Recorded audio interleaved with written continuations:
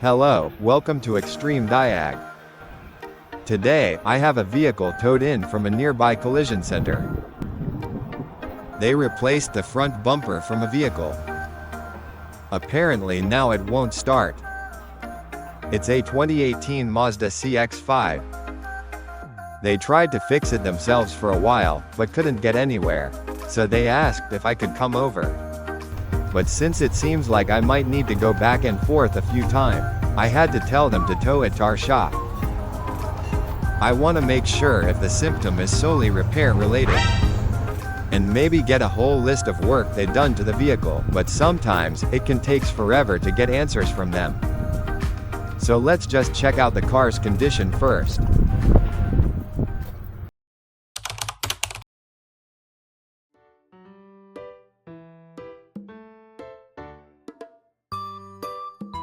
Okay, as you can see, there's a keyless system malfunction warning message on the instrument cluster.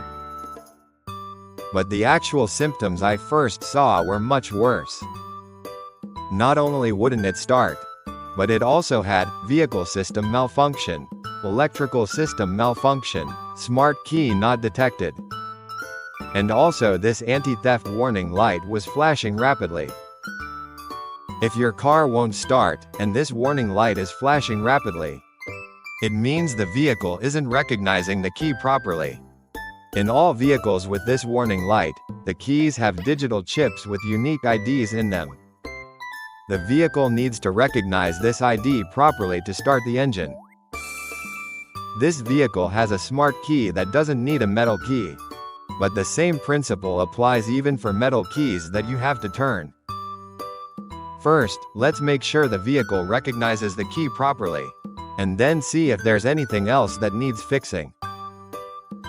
There are various reasons why a vehicle might not recognize a smart key. There's an antenna that reads the key's ID when it's inside the vehicle.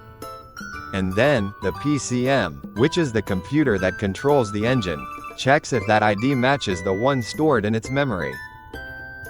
If there's a problem anywhere in this process, you'll see similar symptoms. Let's run a scan first.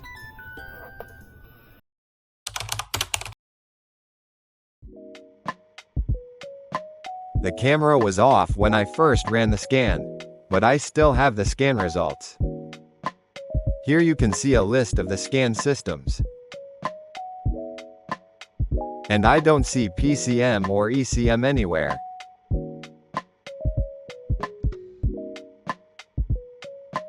Different manufacturers might call the engine computer by different names, but I'm going to call it PCM from now on. Anyway, based on this scan result, the scan tool couldn't get any information about PCM. In other words, the PCM is not responding. Now, let's look at the error codes. There's a U0100 code in several modules.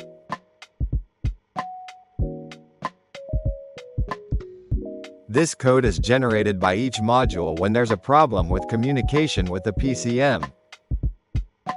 Remember that keyless system malfunction warning message from earlier? If there's a problem with the PCM where the key ID is stored, obviously, the key won't be recognized properly. Now, let's figure out why the PCM isn't responding. I already checked all the fuses in this fuse box that say, engine control, or something similar on the fuse box lid. But there wasn't any problem with these fuses.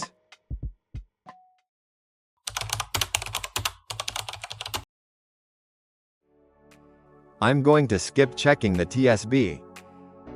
TSB stands for Technical Service Bulletin, which is a notice from manufacturers about common problems with vehicles and their solutions. But for problems that are artificially created like this, manufacturers don't usually have many tips to offer. Generally, when a PCM doesn't respond, it can be divided into three main causes. Either there's a problem with the PCM's network system, or with the PCM's power supply, or there could be a problem with the ground.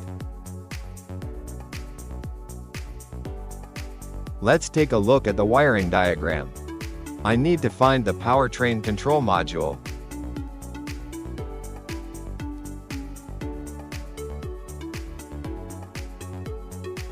I found powertrain management. And this model has a coolant control valve.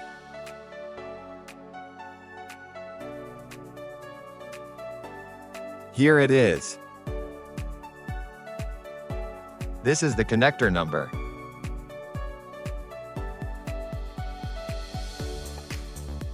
O140601B. And those fuses I checked earlier are these ones here.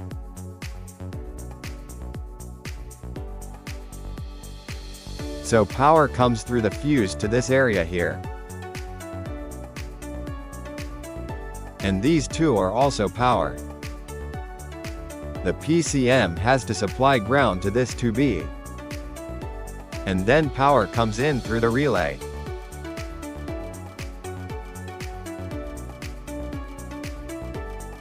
This 2A should have power flowing even when the vehicle is off.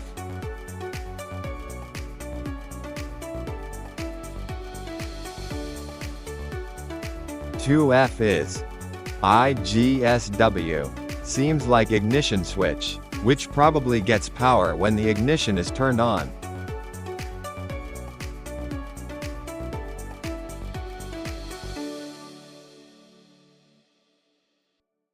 And these 2BO and 2BR below are the same. When the ignition is on, the PCM supplies ground here. And then power comes in. Now let's check the ground going to the PCM.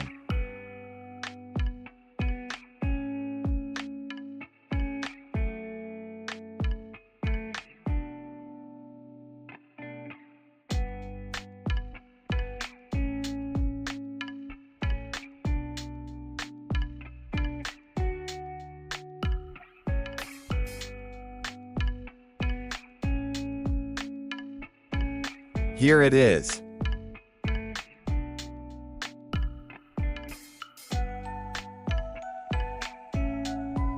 The same 601B connector. Ground is supplied to 2BQ and 2BT.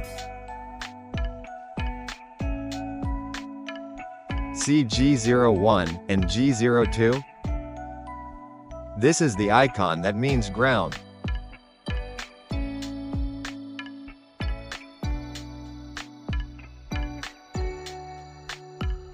When I start the diagnosis, I'll first check if there's a network problem, and then I'll check the PCM's power and ground.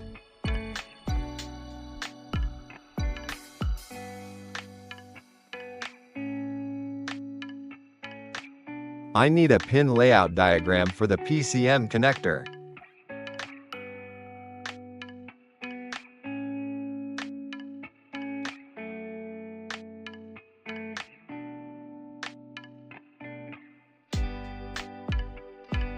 I think it was here somewhere.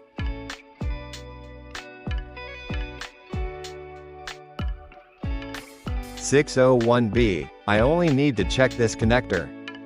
So if I look at them side by side, here's 2A, which in the connector view is here, and I'll check if power is coming in here when the ignition is off. And here's 2F. It's here on the connector. I'll check if power comes in here when the ignition is turned on. And the same goes for 2BO and 2BR here. On the connector, they're here. I'll check if power comes in when the ignition is turned on. And for the ground connections, here's 2BQ and 2BT, which are here on the connector view. I'll check if the ground is coming in properly.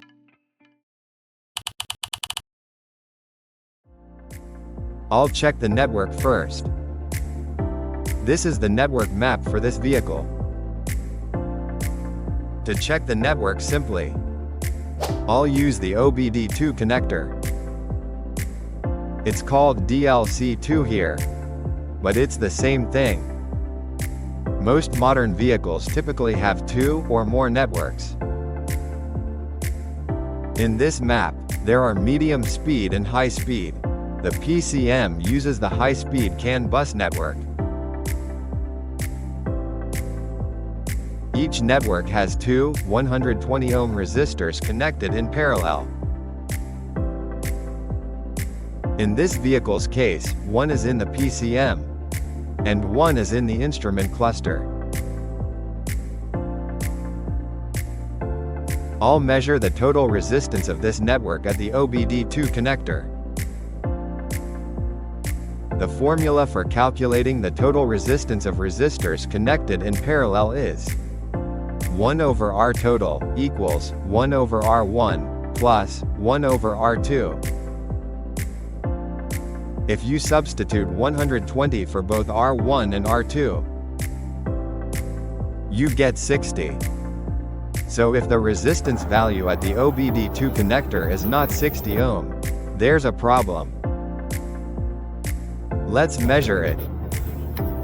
When simply measuring resistance, the polarity doesn't matter.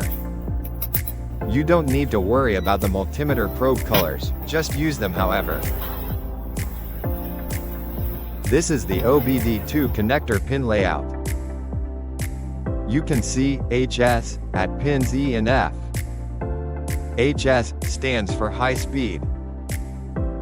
I need to measure the resistance between E and F. I'll use the multimeter.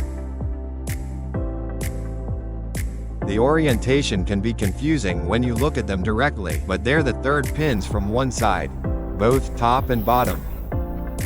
Instead of bothering to check with the diagram to see which side, I'll just test both. They both should be 60 ohm anyway. Here we can see it's about 59.5.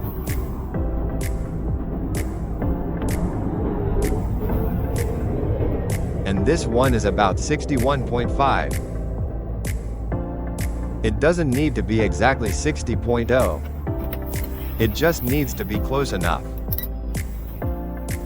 Since the network seems to be fine, I'll move on to checking the PCM's power and ground.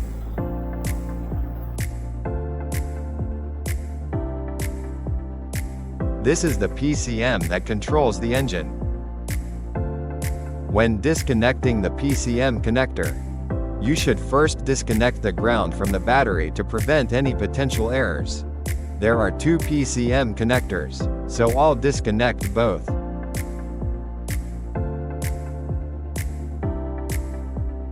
I'll figure out which connector is which by comparing them with the connector pin layout diagram, and then check which pins are ground by looking at the pin layout and wiring diagram. The actual pin layout shapes are so different that it's easy to tell them apart. This is the one. Typically, the connector pin layout diagrams for Mazda vehicles are back-probing views. So if you're testing from the front of the connector, you need to reverse the left and right of the diagram. I'll check the ground pins. The first one shows 0.4 ohms. The next one shows 0.3 ohms. The lower the resistance, the better the connection. Usually, anywhere below 3 ohm means good enough connection. Next, I'll check the power. Right now, only one of the 4 power pins should have power. The other 3 should only have power when the ignition is on or the engine is started. I'll look at the pin layout and wiring diagrams again to check which pins I need to test. I confirmed power at the pin that should have constant power. And I also confirmed that there's no power on the remaining pins. To check if power comes in when the ACC mode is on, I need to reconnect the connectors to the PCM. I'll remove the connector's back cover and run the test by back-probing the connector. Before turning on the ACC mode in the car, I'll check a few random things.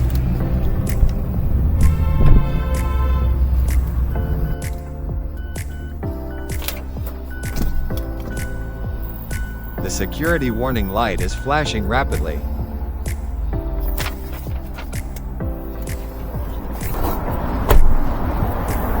Now I'll use both the multimeter and test light to check power on the remaining pins.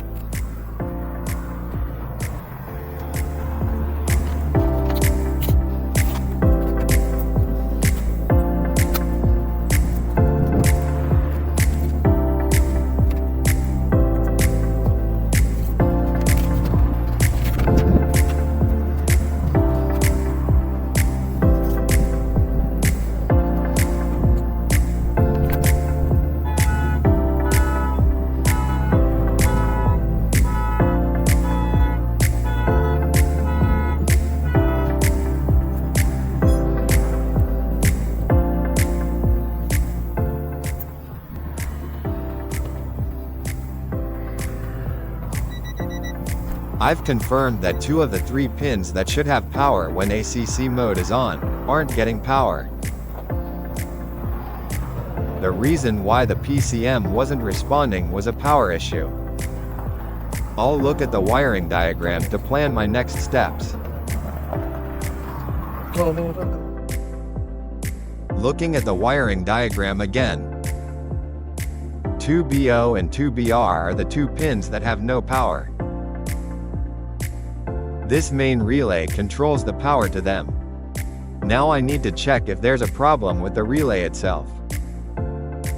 And I'll also check the power coming to the relay, at pins A and D. And I'll check the connection from C to 2BO and 2BR. I'll also check if ground is properly supplied to pin E, when the ACC mode is turned on. I see this relay box is labeled as F05 separately. So it's probably not the fuse box I saw earlier. Now I need to find the location of this F05 relay box.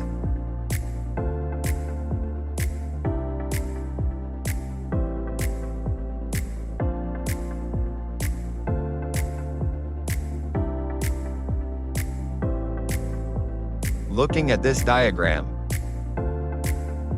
F05 seems to be located in front of the left wheel. It's in the bottom right of this small relay box. I'll remove the fender liner and check the relay box.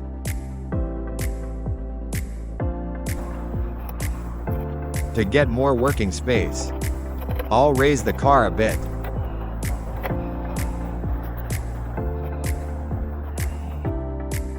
Taking off the wheel would give me plenty of space to work. But for more efficiency, I'll just remove the fender liner as is.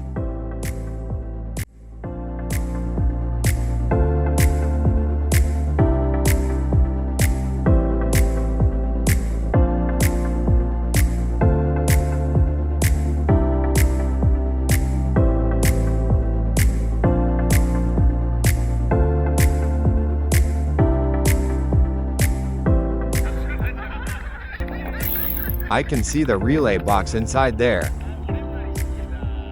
I'll loosen the bolts and remove the relay box with its bracket.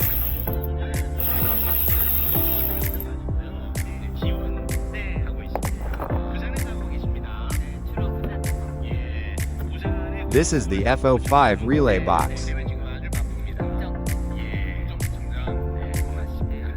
I'll open the relay box cover.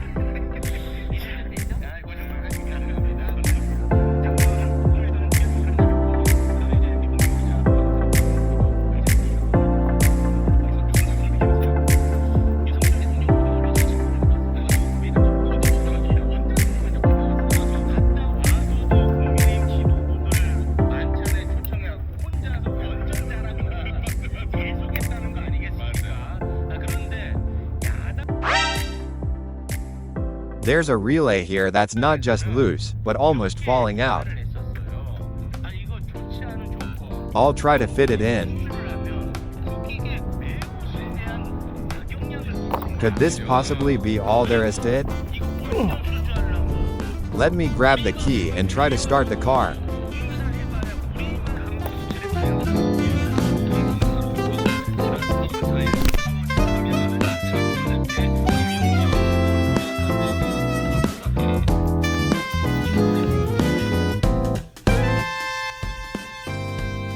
still not starting.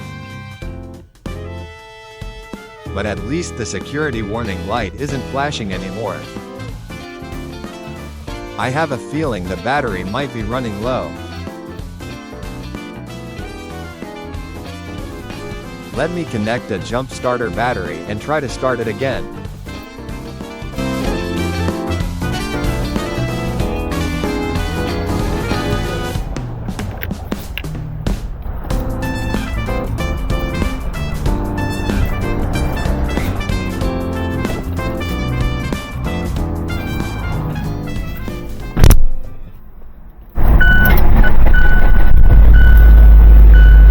There we go. The engine is running now. Nice. Usually the real diagnosis would start from the relay box. But this ended way too easily.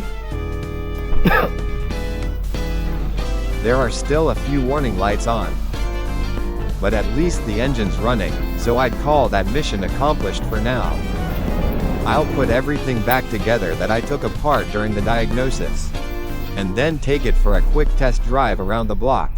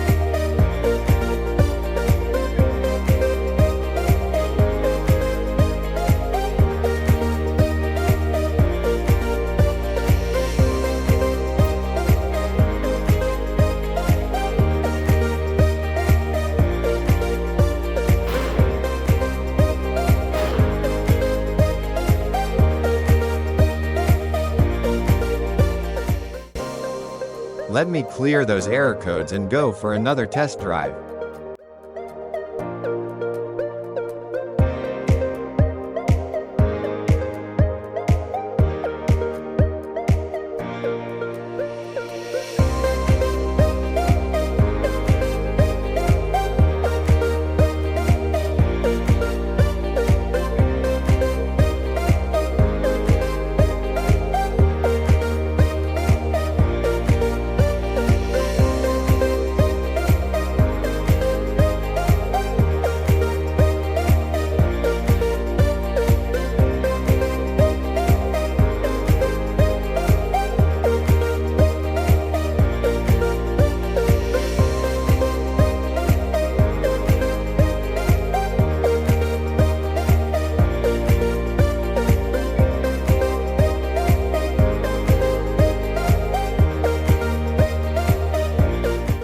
Test drive went perfectly with no issues.